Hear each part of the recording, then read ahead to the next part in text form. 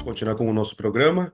Antes, deixa eu me apresentar. Eu sou o Emílio e vou começar com a minha audiodescrição.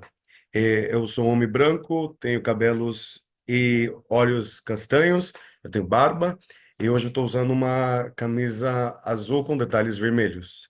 No fundo, eu coloquei um fundo virtual da comemoração dos 90 anos do British Council.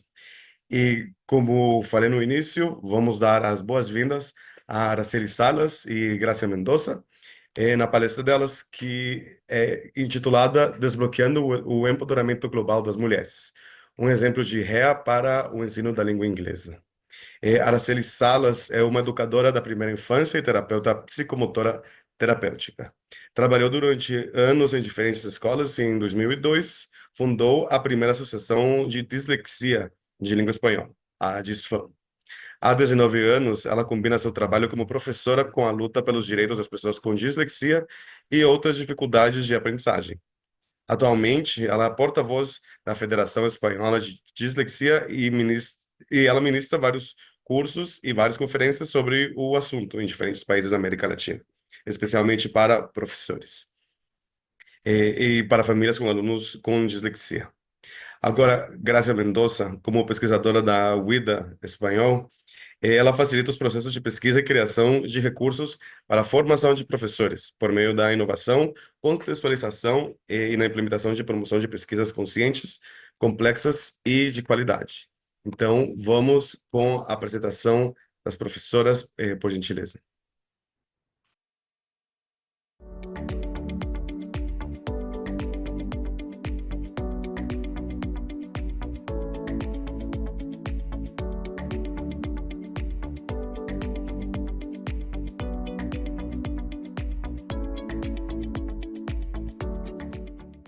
As well as how this resulted in an open access material to support teacher educators, student teachers, and women in the field.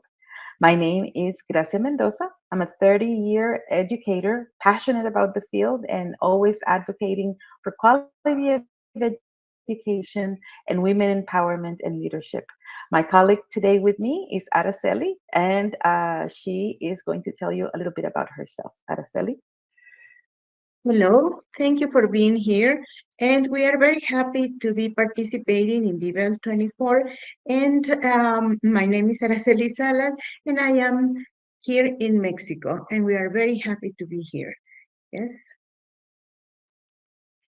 So our agenda for today, in the second slide that you will see in a minute, will take us through what open access education resources are and how this connect to UNESCO SDG, Sustainable Development Goals, and what this looks like in ELT, how these open education action resources actually have an impact in ELT. Our project, we're going to tell you a little bit about it and how it was developed and why we decided this should be an open education resource book. We will also share about future projects and how you can engage. It's a project that has a whole series, and you will learn about it a little bit more as we move along. In the next slide, Araceli will share a little bit about open education resources. Yes, thank you. Okay, first we have to define what open educational resources are. These are free and open available materials for use in teaching, learning, and for research. Every time that you see this symbol is because the authors have granted the access to these materials. They have been generous enough to let us use, access, adapt, and share the materials. So they are there for our use, for everybody's use. So these are OER, Open Educational Resources. What is the most interesting is that even UNESCO is in favor of this kind of materials. Since 2019, the UNESCO defined these materials as learning, teaching, and research materials in any format, media in the public domain, or are under copyright that have been released under an open license. So everybody can access and use, as I said, these materials at free cost. You can use them, you can adapt them, you can give the purpose that you want, but always we have to respect the authors' originality, and they keep the rights to use the materials because it's there, but they are giving us this license to use them. Thank you, Grazzia. As you are aware, different governments, the United Nations, and civil society established in 2015 the Sustainable Development Goals with the intent of supporting the development of countries in terms of education and in all areas of life. Our focus with our work has been three of these Sustainable Development Goals, which include quality of education, gender equality, and reduced inequalities. The reason we see our work reflected and linked to these SDGs, it is because we are creating and editing materials that become accessible to teachers in ELT worldwide. We bring the voices of women to the forefront. We allow them to share their stories, their work, showcase their leadership, and all the initiatives that they are doing, and recognize their contributions to education in general. We're also making this work accessible and inclusive to reduce the inequalities in terms of access to materials, in terms of access to representation, in terms of access to voices being heard in all the platforms. We are also ensuring that we're making a connection, like Araceli mentioned, to open educational resources. So we are contributing to accessibility and reducing the gaps in terms of opportunities. And we're going to leave a link in the chat for you so that you can learn more about the SDGs and also the OERs and how these are connected. So some of the advantages of open educational resources, as we have mentioned, is that they are free materials. You can find them everywhere online, and they are free to use. Because they come from everywhere, there are so many interesting topics, not only limited to what the book says, but you can find everything online. They provide authentic input because they come from different sources, from different people, from different contexts. Of course, they provide updated information. There are always new resources. The sources are always updating, and you can find all these materials always available. And because they come from everywhere in the world, they also raise intercultural awareness among students and teachers. These are just some of the advantages of open educational resources that we can mention. Okay. Well, this was about open educational resources, but now let us tell you a little bit about this project in specific. Grazzia and I have been working together in the empowerment, in making what women do more visible. We have been organizing forums, giving these female teachers, peers, leaders, a voice, a forum to showcase their projects, what they do at the academic, at the leadership, at the research context. And we have organized some of these events. For example, we have participated with Eve, mentoring women. We have given the voices to leaders in our region, and we have also shared what women around the world have done. So we saw the need to listen to women. Every time we get together, we can see how women are willing and ready to share their stories. Probably because they also want to inspire other women, probably because they have the need to tell their stories. Yes, so we started thinking about doing something that was not just giving them voice, but keep the voices in a resource. So we had a great idea. And then we came up with the book, the concept of a book, having all these stories in one resource that could be read by everybody in the world.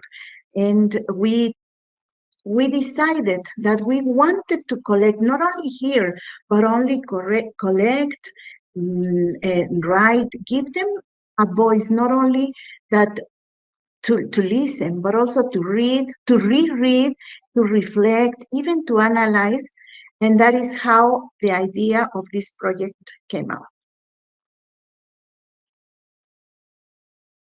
So this series of Empowered Women in ELT, as we called it, was, of course, edited by Araceli and myself, and it brings together a collection narratives from women all over the world. Women who are empowered, women who are leaders in their own communities and in their own context, women who are inspired and who are an inspiration to other women, and that they are able to share their achievements and to share all those challenges that they had to face and how they overcame their challenges. What we especially like about this series is the fact that we see that women, of course, have positive achievements, but they also face challenges, but that doesn't prevent them from going the extra mile or to continue in their paths. That only motivates them to find solutions and continue in their path to becoming leaders, to becoming empowered, to becoming an inspiration. So, and we will leave the link over there in the chat also for you to review a little bit more of what we have been talking. So a little about the process. We sent out a call for chapters. We received a lot of submissions. It was very interesting because I thought it would be a slow process, but we started receiving a lot of interest, and we received close to over 50 ideas, and we wanted to include everything, but in the end, the book ended with a bit over 30 stories that made it to the book. And it was interesting to see that diversity, but at the same time, how these stories were cohesive. We went into the review process. We both reviewed all the stories, read all the stories. We laughed. We were excited with all the stories. We also cried. We became angry at times. So it was an array of emotions there. We went into the editing process together, and we also had other people support us in this process, like Antonio from Araceli's University, who was there to support us in the formatting and making those final revisions and making those packages in nice, beautiful chapters. And finally, we had a soft launch in November last year of the online presentation of the book, and we are now preparing for our in-person presentation, meet and greet the authors in Tampa, in Florida, in March. And we are very excited because we hopefully will have many authors there who are going to share their stories in person. So if you are in the Tampa area in March for TESOL, be sure to visit our presentation and meet the authors in person so they can tell you about their stories and that you can be inspired by these amazing women who are part of this collection of narratives.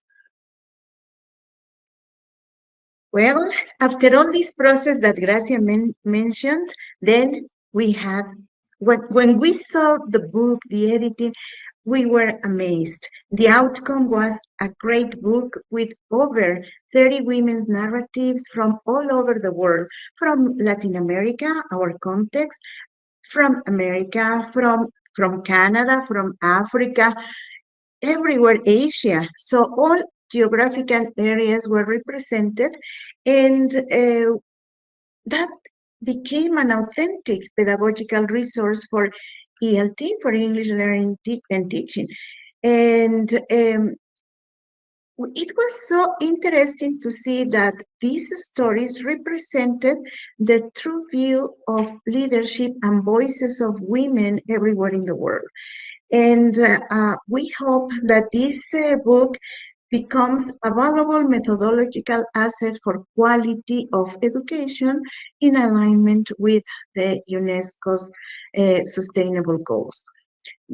From the very beginning, we organized the chapters in 3 sections. We asked the authors, the women, to give us a background, where they started, where the story began. Then they told us this process of empowerment and leadership, how they became, and they didn't have to be leaders. They could be also inspiration for other women. They explain how their teaching impacted on other women.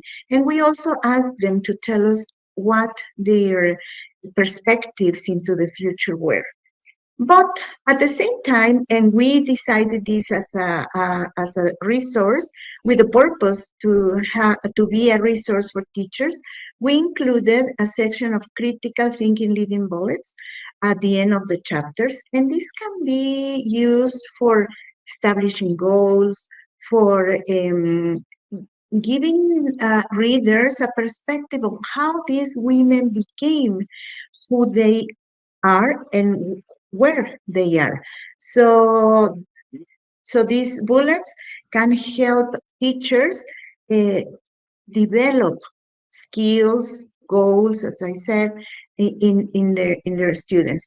And finally, we ask the authors to develop, to include some discussion questions that teachers could use in order to discuss the situations of each context.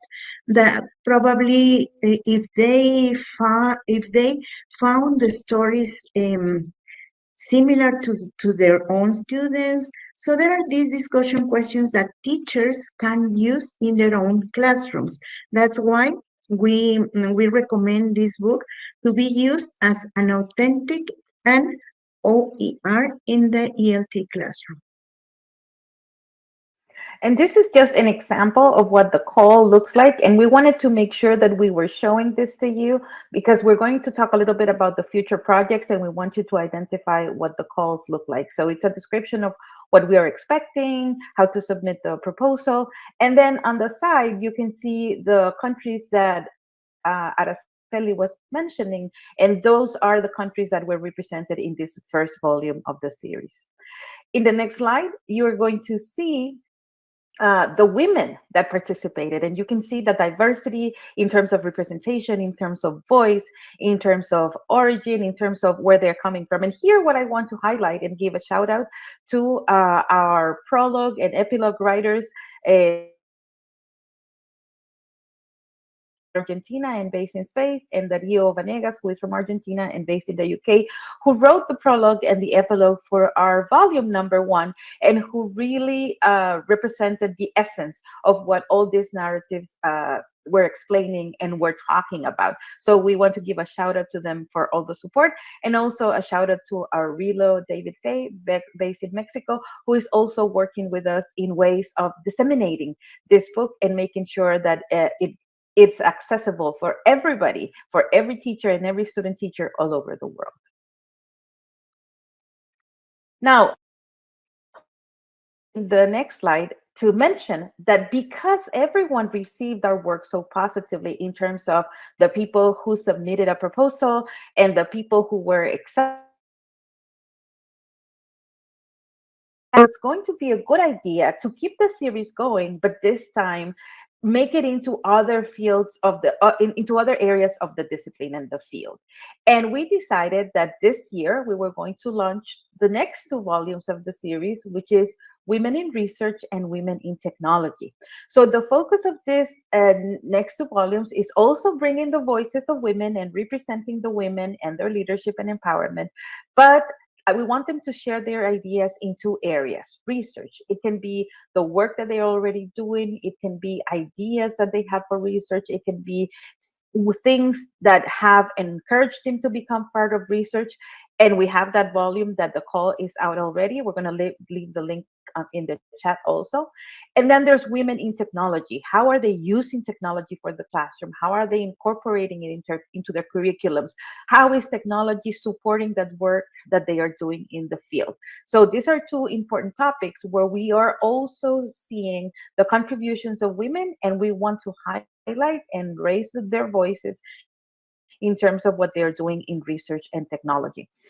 Then the final volume, that's going to be for next year, 2025, and its focus is going to be on our steps and paths, and it's going to be talking about where your shoes have taken you. So as you can see, we have different things in the pipeline and different projects that are interesting, where women can showcase all of their work and their voices can be heard, and that we can see the variety of ways in which women are inspirational to their communities and to their contexts. What are some reflections? Well, Well, now that Gracia was mentioning about the authors, I also was reflecting on the community, the beautiful community we have built together. They are always talking to us, they are always writing, they are disseminating also the work. But by reading all the stories, we could see the importance of role modeling. Yes, we never know when role modeling begins, when role modeling starts, or even when you can be a role model for all those around you. The need and the existence of strong networks. These strong networks are going to empower, to help empower and mentoring women. We have worked for these projects for of mentoring women. And as linguists and as language teachers, we know the power of language and the discourse that all these women uh, present and the way they talk, they make us feel identified. Then we could find all these similarities and patterns in their trajectories, in the way they speak, in the way they present to the world. Of course, there are some cultural differences that you can see if you read the stories in the book, but they were the similarities and the networks and the connections that we found were really, really amazing. And on the other side, we could also identify some challenges that are common to women around the world. For example, we saw the gender roles still prevail in many cultures around the world.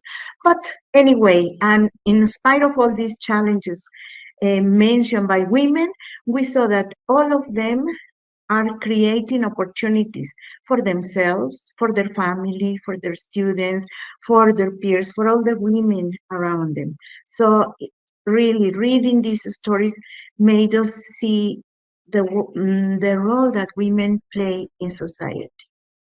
And we just want to conclude by saying that any initiative from real life can result in an open educational resource. So if you have an idea, get together with someone and work on this.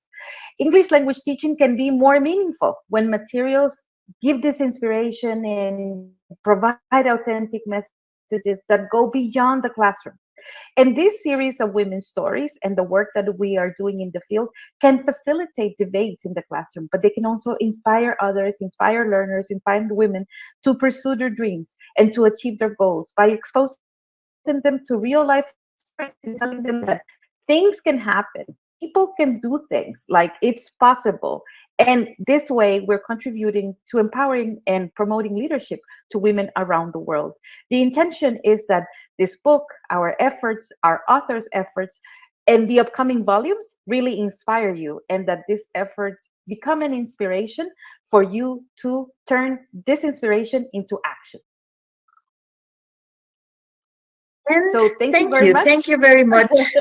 Here are our email addresses. Please get in touch with us. We will be very, very happy to listen, to read your messages. Thank you so much. See you next year. Be built, be built. And we are ready for your questions.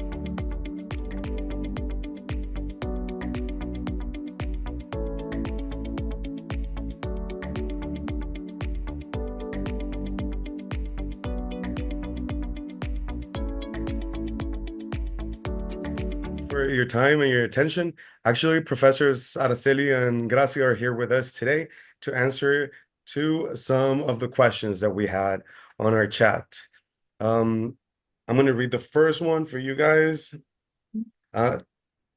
Amanda Tepirino, she's asking, throughout my career, I've had a very hard time trying to inspire girls to get into STEM.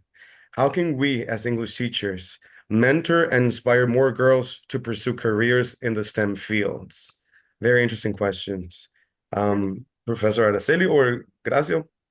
I can start. And well, yes, STEM is still developing for girls because these majors, these professions are not the classical occupation of women. But when they see that other women are doing this kind profession, these kind of jobs, they are going to be inspired. That's why it is so important to share the successful stories of other women. For example, presenting them with Nobel Prizes, starting with Marie Curie and all those women who have earned those Nobel Prizes. I think that the teacher who asked this question, this can be a beginning. You can start inspiring those girls, presenting them with successful stories. And my recommendation could be probably the Nobel Prize winners. Yes, gracias. Yeah, I would also add that it is important to have those role models that are global, but also those local role models as well. And I know that the U.S. State Department and I know the British Council as well are doing efforts along these lines of bringing role models of women in different spaces, and especially in STEM.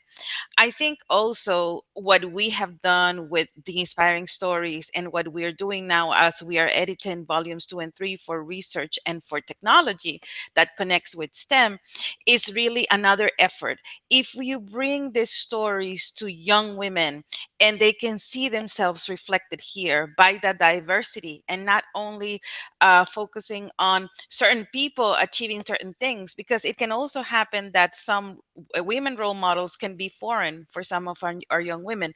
But if we bring into the classroom global role models where we see a representation of all different voices, then young women can see themselves reflected in that, and that can resonate with them.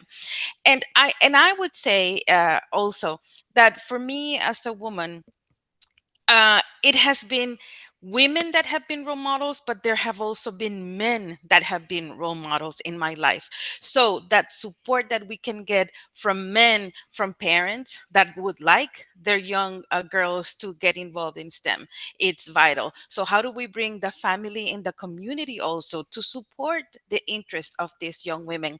I have seen examples in different schools on how the community comes together and supports involving more girls in STEM. So there are different projects out there. There are different ways in which different communities are doing it, and exploring those and bringing them into the classroom as examples would be a good strategy to get young women more interested and more involved.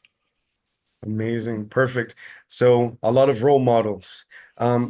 Professors, this connects to what the next question is asking. Maria Aranches, says, have you ever seen some issues or have you had any issues of parents not wanting to have their daughters mentored? Have you experienced any of these issues, any problems? Fortunately, no. Just the opposite. We have seen parents supporting daughters and motivating them.